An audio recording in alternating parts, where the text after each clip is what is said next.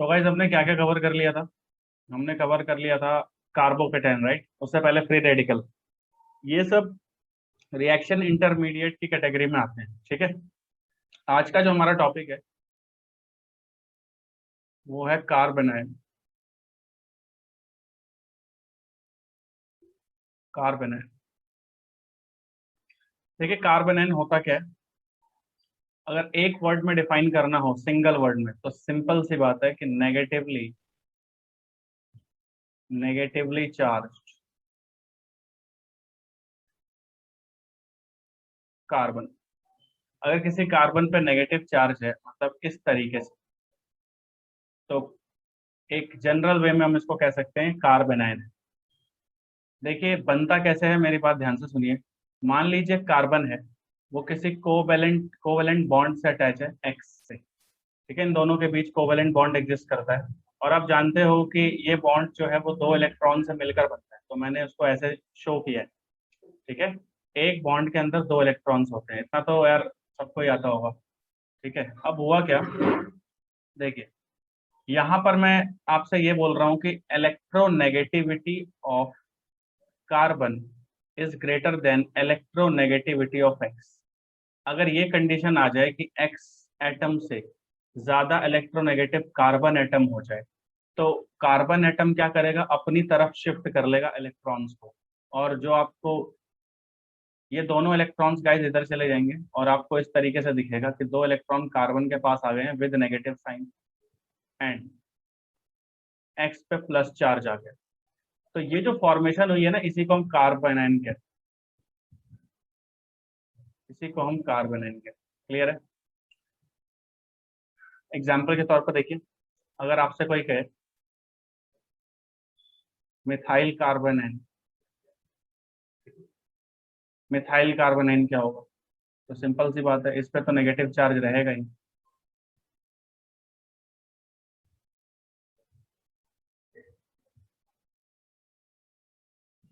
ठीक है गाइस, ये मिथाइल कार्बोनाइन। आपसे कोई इस तरीके से पूछे कि बताइए इथाइल कार्बोनाइन किस तरह से ड्रॉ करेंगे,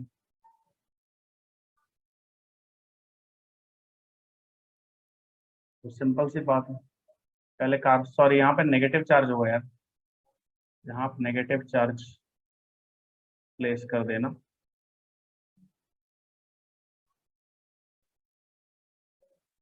ठीक है, तो इथाइल कार्बोनाइन कैसे होगा,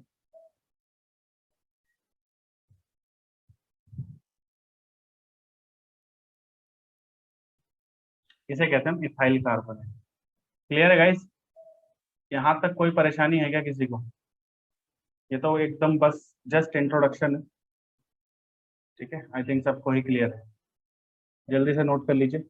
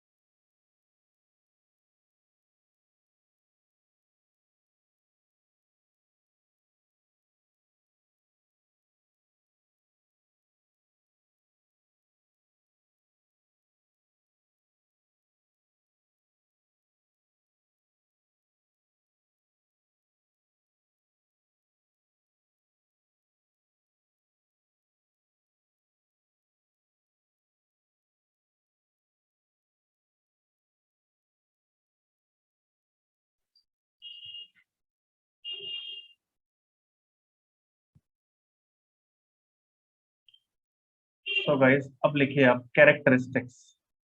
अब लिखिए कैरेक्टरिस्टिक्स। सबने ही लिख लिया है।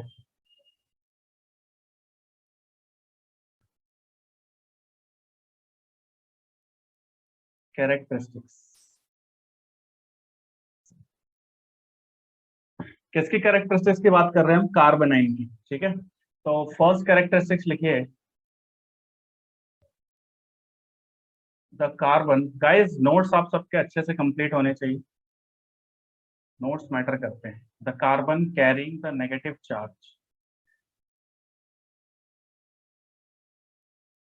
The carbon carrying the negative charge.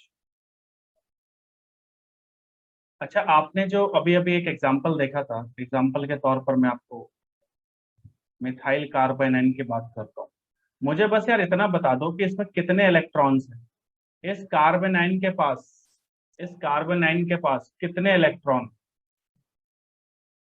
How much electron, carbon introduction of,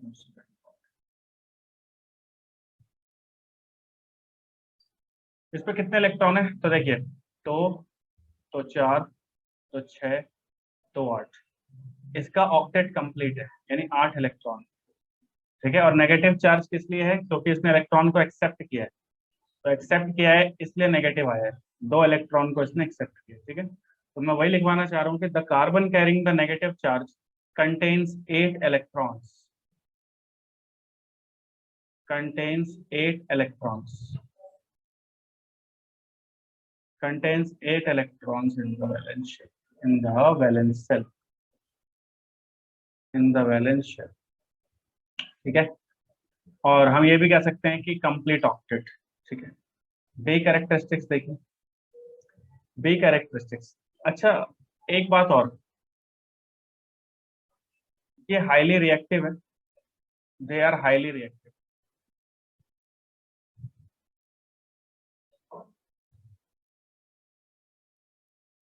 क्योंकि ये इलेक्ट्रॉन रिच है guys.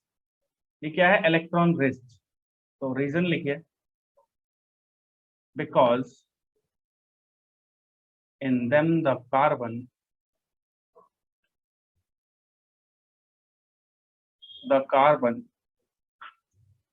carrying the negative charge,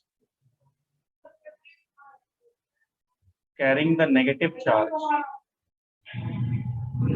जिस कार्बन के ऊपर नेगेटिव चार्ज है, यानी जो कार्बोनाइन है, वो इलेक्ट्रॉन रिच है, इज इलेक्ट्रॉन रिच। तो अगर ये इलेक्ट्रॉन रिच है, इसके पास बहुत सारा इलेक्ट्रॉन है, तो ये कहाँ पर अटैक करेगा, जहां इलेक्ट्रॉन की कमी है। ठीक है, जहां पर इलेक्ट्रॉन की डेंसिटी कम है, वहां पर ये अटैक करेगा, क्योंकि ये खुद क्या है, इलेक्ट्रॉन रिच। ठीक है, और ये डोनेट कर सकता है अपने electron, and can donate it's non bonding pair electron, non bonding pair electrons. इसको लिख लीजिए।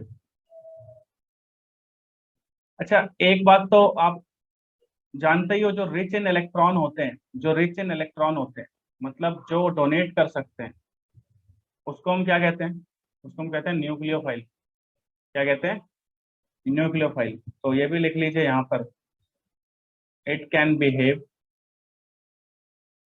It can behave as nucleophile.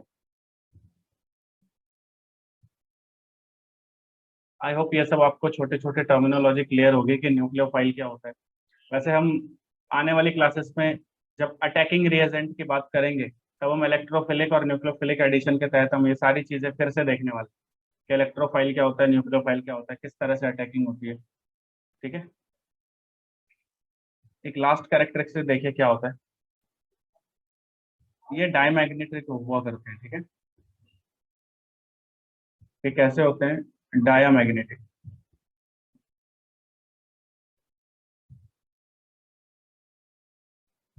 इसके पास अनपेयर्ड इलेक्ट्रॉन नहीं होते, इसलिए ये पैरामैग्नेटिक नहीं होते।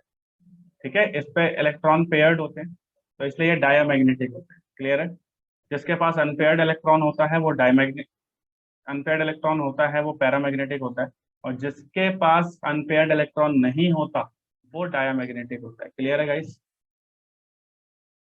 और इसके हाइब्रिडाइजेशन की बात करें अगर, तो हाइब्रिडाइजेशन कौन सी है, carbanion are sp3 hybridised, sp3 hybridised. Yes, diamagnetic लिखा है, वो यहाँ पे थोड़ा सा एरर हो गया, ये m, sp3 हाइब्रिडाइज्ड। कार्बोनाइन कैसे होते हैं, sp3 हाइब्रिडाइज्ड। ठीक है, अब कुछ बेसिक्स देखिए आपको आने चाहिए, जैसे हाइब्रिडाइजेशन के बेसिक्स जो होते हैं, sp क्या होता है, sp2 कब बनता है, sp3 कब होता है, तो ये छोटी छोटी चीजें आपको आनी चाहिए। जल्दी से गाइस नोट कर लीजिए, फिर आगे बढ़ते हैं।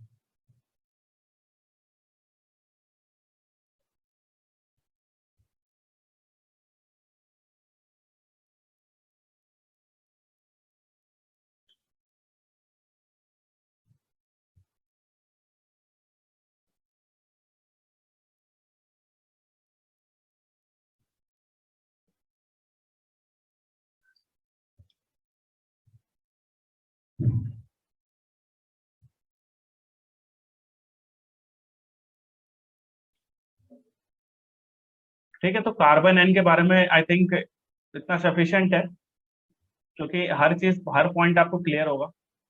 इसके पास इलेक्ट्रॉन रिच होता है, ये नेगेटिव चार्ज एक्वायर करता है, इलेक्ट्रॉन ज्यादा होते हैं। और नॉन बॉन्डिंग पेयर इलेक्ट्रॉन, अच्छा नॉन बॉन्डिंग पेयर इलेक्ट्रॉन क्या है? ये वाले कौन से इलेक्ट्रॉन है जो बॉन्डेड है? ये वाले कौन से हैं जो बॉन्डेड है? ये वाले कौन से गाइस बॉन्डेड? नॉन बॉन्डेड ये हो गए लोन पेयर। ठीक है, तो नॉन बॉन्डिंग इलेक्ट्रॉन पेयर की वजह से ये न्यूक्लियोफाइल की तरह बिहेव करता है, इलेक्ट्रॉन रिच स्पेशी होता है।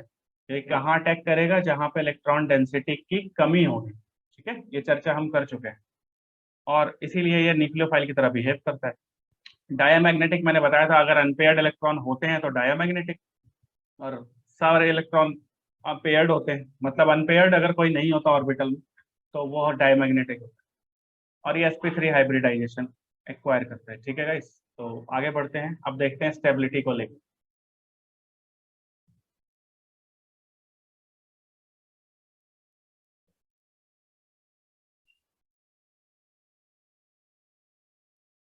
नेक्स्ट हेडिंग लिखिए आप लोग, स्टेबिलिटी ऑफ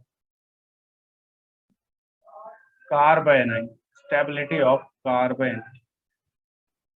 ठीक है, कार्बन आइन की स्टेबिलिटी किस तरीके से हम लोग देखा करते हैं, और कौन कौन से फैक्टर्स हैं जो इसको अफेक्ट करते हैं, तो ये सारी चीजें आपको लिखनी पड़ेगी। देखिए, स्टेबिलिटी ऑफ कार्बन आयन के अंदर फर्स्ट पॉइंट जो हमें लिखना है, वो ध्यान देने योग्य बात है, ये है कि stability of carbon ion, stability of carbon ion is affected by plus I या माइनस आई कह लीजिए, रेजोनेंस या फिर इंडक्टिव। ठीक है, ये तीनों इफेक्ट इसमें लगते हैं, और ये चीजें डिफर करती हैं कि कंपाउंड कौन सा है, रेजोनेंस कहाँ पर लगेगा, प्लस आई कहाँ पर लगेगा। ठीक है, अच्छा इंडक्टिव इफेक्ट तो प्लस आई माइनस आई ही हो गए। ठीक है, तो रेजोनेंस हो गया, ठीक है गाइस, प्लस आई हो गया। प्लस आई को ही या माइनस आई को हम इंडक्टिव इफेक्ट कहते हैं, कोई दिक्कत तो नहीं किसी को? आई थिंक सबको क्लियर है। एस कैरेक्टर भी होता है, आप वो भी लिख लीजिए, एस कैरेक्टर, एस कैरेक्टर, जिसका एस कैरेक्टर जितना ज्यादा वो उतना ज्यादा इलेक्ट्रोनेगेटिव होता है। नोट करके गाइस एक बात लिख लीजिए, जो sp कार्बन होता है वो ज्यादा इलेक्ट्रोनेगेटिव होता है sp2 से। और ये ऑर्डर है गाइस, ये किसका ऑर्डर है? इलेक्ट्रोनेगेटिविटी का। इलेक्ट्रोनेग ये फैक्टर भी बहुत इफेक्ट करता है कार्बन एन की स्टेबिलिटी। तो इलेक्ट्रोनेगेटिविटी क्या हो रही है यहाँ पर? डिक्रीज हो रही है। किस डायरेक्शन में? इस डायरेक्शन में, यानी ये सबसे ज्यादा इलेक्ट्रोनेगेटिव होता है, उसके बाद ये वाला होता है, उसके बाद ये सबसे कम इलेक्ट्रोनेगेटिव होता है। ठीक है, किसकी बात कर रहे हैं हम यहाँ पर गाइस? कार्बन की बात कर रहे हैं, sp carbon, sp2 carbon, sp3 carbon. So example के तहत देखिए इन चीजों को, मैं आपके सामने एक एग्जाम्पल लिखता हूँ। पेशेंस गाइस, पेशेंस बनाए चलिए, बनाते चलिए, और रेगुलर स्टडी करिए, सब कुछ समझ में आ जाएगा। देखिए ये क्या है? मिथाइल, और यहाँ पर मैं लगा देता हूँ लोन पेयर और नेगेटिव, इससे ये हो गया मिथाइल कार्बन। ठीक है, आगे देखिए, यहाँ पे लगा हुआ है R, यहाँ पर H, और यहाँ पर H। मैं हर बार ये दो लोन पेयर नहीं बनाऊंगा, सिर्फ आप नेगेटिव चार्ज से दिखा सकते हो। मैंने स्टार्टिंग में बताया था कि कार्बन आयन को जस्ट हम ऐसे दिखा सकते हैं, सी।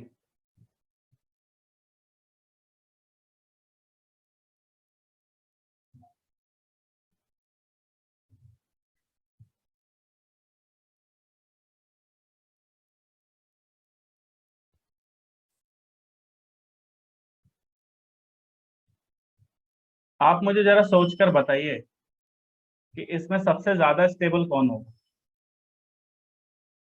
मैं सभी से आंसर चाहूंगा यहाँ पर, भले ही आप गलत आंसर कीजिए बट कीजिए।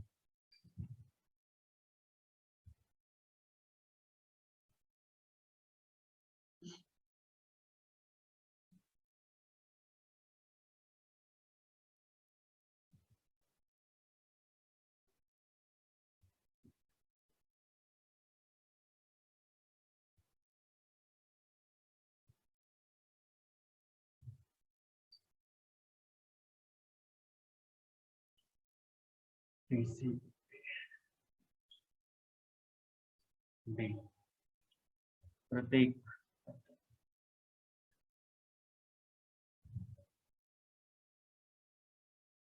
कोशिश कीजिए, बाकी लोग भी कोशिश करें।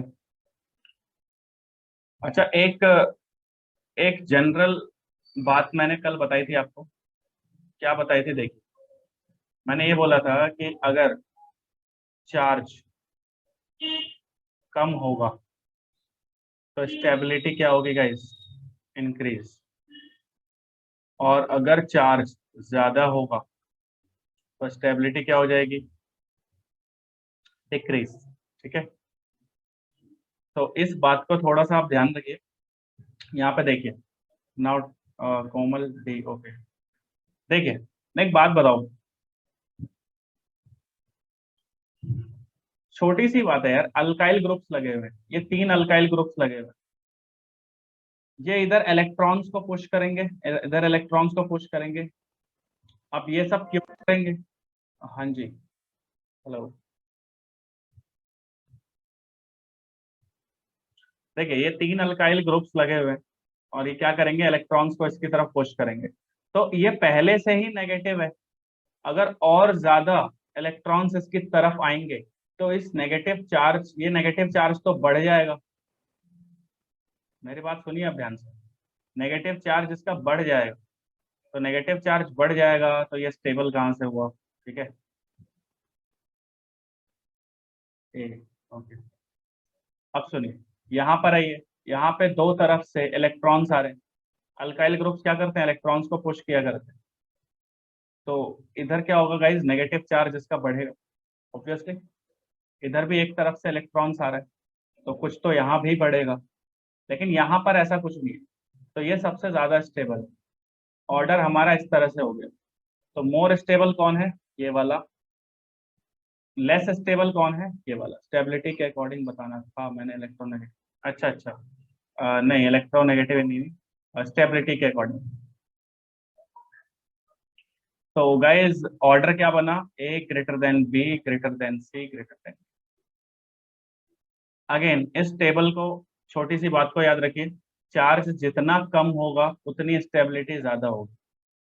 ठीक है, तो ए वाले में चार्ज जितना था उतना ही है, लेकिन यहाँ पे तो ये इलेक्ट्रॉन्स पुश कर रहा है तो चार्ज बढ़ेगा इसके ऊपर। यहाँ पे दो तरफ से इलेक्ट्रॉन्स आ रहे हैं तो इससे तो ज्यादा ही चार्ज इस पे बढ़ जाएगा। यहाँ तो 3 तरफ से डोनेशन हो रहा है तो कुछ ज्यादा बढ़ जाएगा। ठीक है, यहाँ से एक बात समझ में आती है यार। एक बात बताइए, अल्काइल ग्रुप्स जो होते हैं, ये जो अल्काइल ग्रुप दिख रहे हैं आपको, ये इलेक्ट्रॉन डोनेट कर रहे हैं, तो क्या इलेक्ट्रॉन डोनेट करने वाले ग्रुप को हम प्लस आई नहीं कहते, कहते हैं ना। इलेक्ट्रॉन डोनेट करने वाले ग्रुप को हम प्लस आई कहते हैं, आप सब ये बात जानते हैं। तो क्या मैं ये बोल सकता हूँ कि प्लस आई ग्रुप अगर ज्यादा है तो वो स्टेबिलिटी को कम करता है, प्लस आई ग्रुप अगर कम है तो स्टेबिलिटी को वो बढ़ाता है। तो नेक्स्ट स्लाइड में हम यही लिखने वाले हैं। आई थिंक इसका स्क्रीनशॉट ले लिया होगा आपने।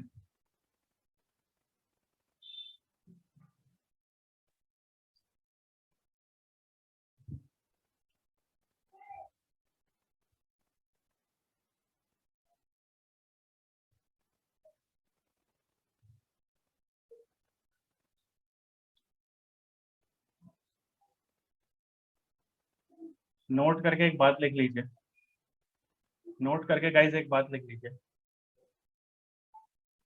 Plus I group inversely proportional होता है stability of carbon ion, stability of carbonyl. What does it mean? इसका मतलब ये है कि जितना इलेक्ट्रॉन डोनेशन होगा, जितना ज्यादा इलेक्ट्रॉन डोनेशन होगा, उतना ज्यादा उसके ऊपर चार्ज आएगा, उतना और क्या होगा, स्टेबिलिटी उतनी कम हो जाएगी। ठीक है, यहाँ पे आई है स्टेबिलिटी। तो नोट 1, नोट 2 लिखिए। अच्छा यार, अगर मैं किसी कार्बन आयन के ऊपर नेगेटिव चार्ज है, ठीक है, इससे अच्छा मैं आपको एग्जांपल के तहत ही समझा देता हूँ। ठीक है, एग्जांपल देखिए पहले, नोट हम बाद में कर लेंगे। सेकंड एग्जांपल देखिए आप।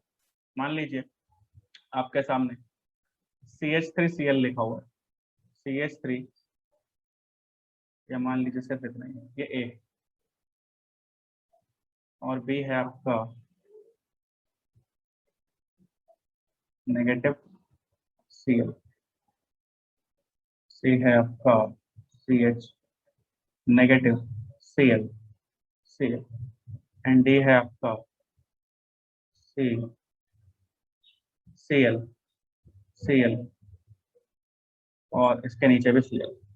अब मुझे इसकी स्टेबिलिटी जरा बताएंगे, आप में से कौन वो व्यक्ति होगा जो सबसे पहले बताएगा? Most stable, you can write order also, like A B C D D C B A B C D A।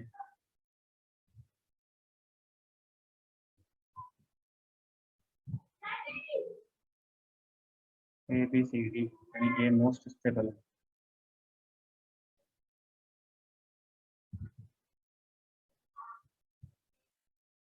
चलिए जल्दी से कमेंट सेक्शन में अपने अपने आंसर करिए।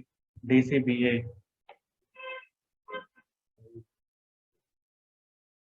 अक्षिता, ABCD। प्रतीक ने अपना आंसर बदल दिया।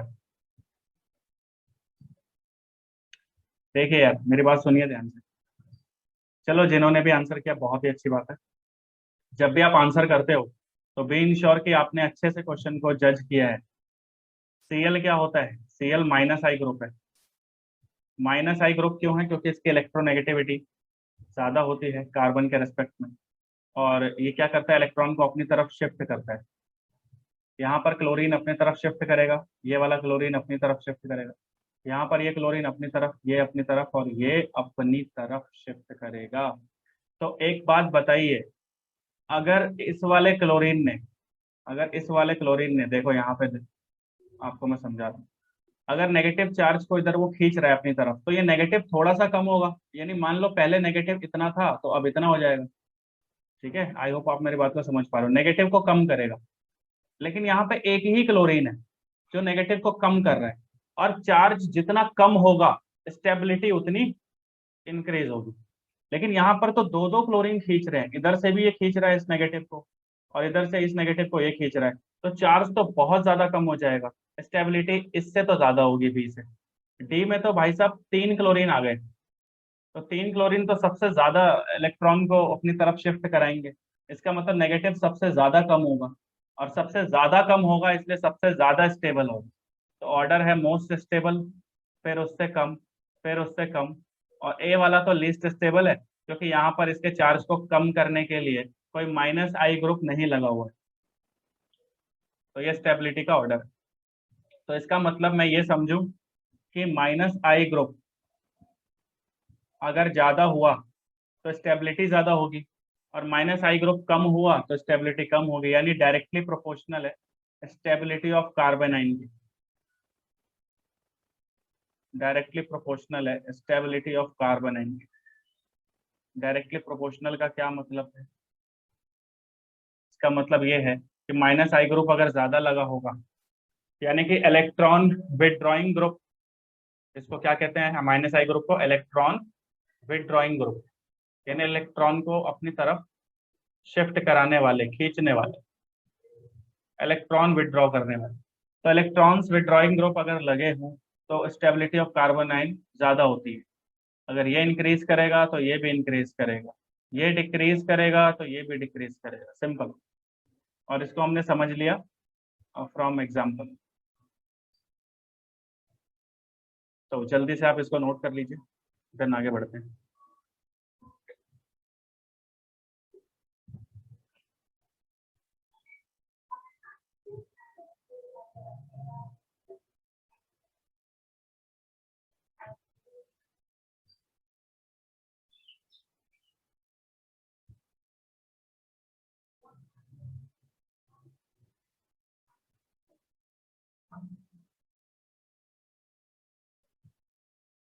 देखिए यहाँ पे नोट 1 मैंने लिखवाया है, यहाँ पे नोट 2 मैंने लिखवाया है।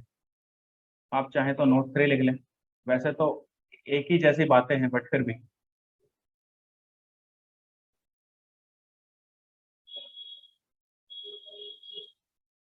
मैग्नीट्यूड ऑफ नेगेटिव चार्ज, यानी नेगेटिव चार्ज की जो वैल्यू है, magnitude of negative charge directly proportional two plus I power of group. मतलब अगर plus I power of group, plus I power का ग्रुप लगा होगा, तो वो इलेक्ट्रॉन डोनेट करेगा। डोनेट करने के बाद नेगेटिव चार्ज बढ़ेगा और स्टेबिलिटी कम होगी। ठीक है, तो वो स्टेबिलिटी तो मैंने लिखवा दी थी, पर मैग्नीट्यूड ऑफ नेगेटिव चार्ज। और नोट 4 भी आप खुद से ही प्रिपेयर कर सकते हो कि magnitude of negative charge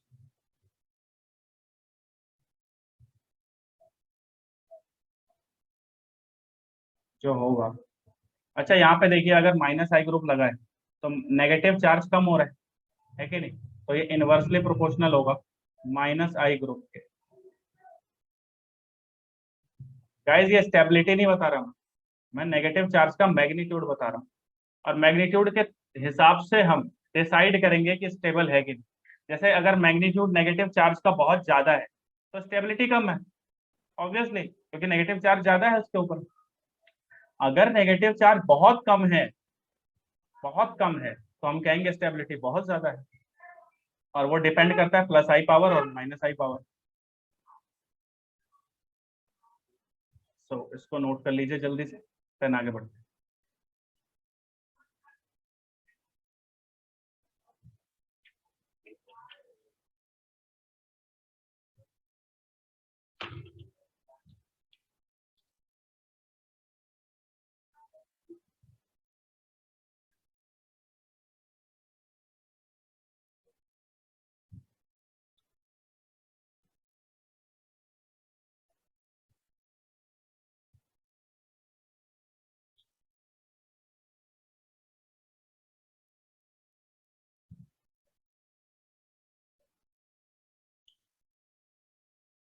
so guys, एक एग्जांपल मैं और देता हूँ और आप लोग मुझे बताना कि कौन सा मोस्ट स्टेबल है। I am good. देखिए नेक्स्ट एग्जांपल देखिए, और नेक्स्ट एग्जांपल आप लोग कोशिश करना कि नेक्स्ट एग्जांपल कर लो। मान लीजिए यार N2O लगा हुआ है,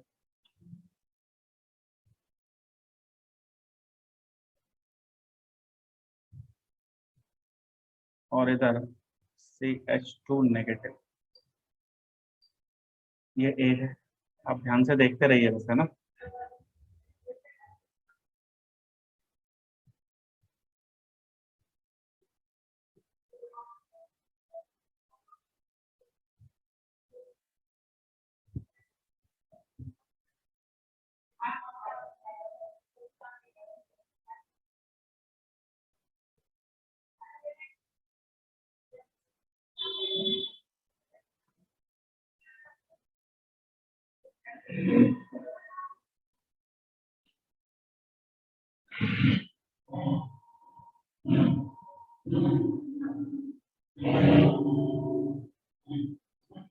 बताइए, इन सब में स्टेबिलिटी ऑर्डर आप कैसे बताएंगे?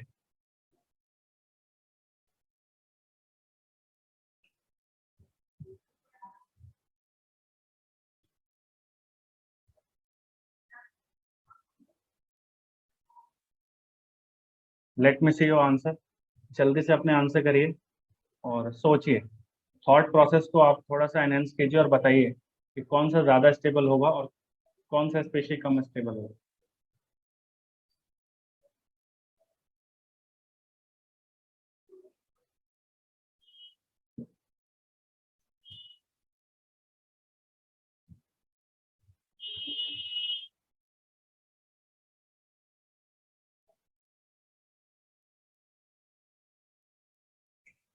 जी।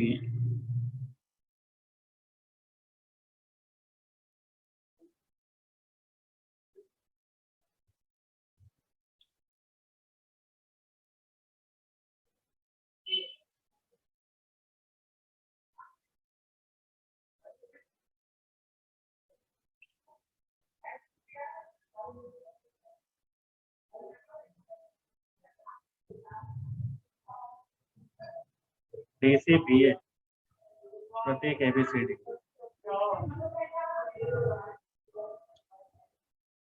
देखिए ये एग्जांपल तो मेरे हिसाब से मैंने कार्बोकेटाइन में भी आपको कराया हुआ है ABCD।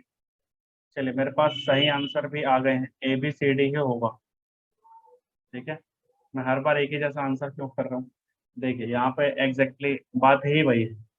देखो यार, आपको पता है रेजोनेंस भी होता है इसमें। देखो डबल बॉन्ड, एक्चुअली ये जो सर्कल है इसका मतलब यही है कि डबल बॉन्ड डीलोकलाइज है, तो यहाँ पर भी हो सकता है। तो डबल, सिंगल और नेगेटिव चार्ज रेजोनेंस तो ये करेंगे ही। अगर मैं इसको एक तरह से लास्ट क्लास से इसी ऑर्डर में आंसर आ रहा है। हाँ देखो, तो इन सब में रेजोनेंस तो होगा ही। नेक्स्ट क्लास में ऑर्डर चेंज कर दूंगा, डोंट। इधर देखिए, अगर मैं इसको देखूं ध्यान से, देखिए लेस देन अ मिनट रह गया। वापस आपको सेम लिंक से ज्वाइन होना है, जो लिंक मैंने भेजा था ग्रुप में उसी लिंक से आपको ज्वाइन। देखिए रेजोनेंस तो सब में होगा, लेकिन NO2 इलेक्ट्रॉन खींचेगा। तो इलेक्ट्रॉन खींचेगा, तो इसका मतलब यहाँ पे चार्ज कम होगा कहीं ना कहीं। तो चार्ज कम होगा तो स्टेबल तो A होगा सबसे ज्यादा। CH3 तो बेटा इलेक्ट्रॉन देता है, यानी चार्ज को बढ़ाता है। ये भी इलेक्ट्रॉन देता है, और CH3 ये मेथॉक्सी है, मेथॉक्सी ग्रुप। ठीक है, ये दोनों चार्ज को बढ़ाएंगे। और यहाँ पे तो सिर्फ रेजोनेंस होगा, तो रेजोनेंस वाला भी स्टेबल होता है। ठीक है, तो सबसे ज्यादा तो ये होगा क्योंकि यहाँ रेजोनेंस है, प्लस ये चार्ज को कम भी कर रहा है। यहाँ पे चार्ज डिस्पर्स हो रहा है। ठीक है, आई थिंक चार्ज डिस्पर्सल का केस मैंने आपको पिछले क्लास में बताया। ए वाला तो सबसे ज्यादा स्टेबल हो रहा है क्योंकि इसमें चार्ज कम हो रहा है।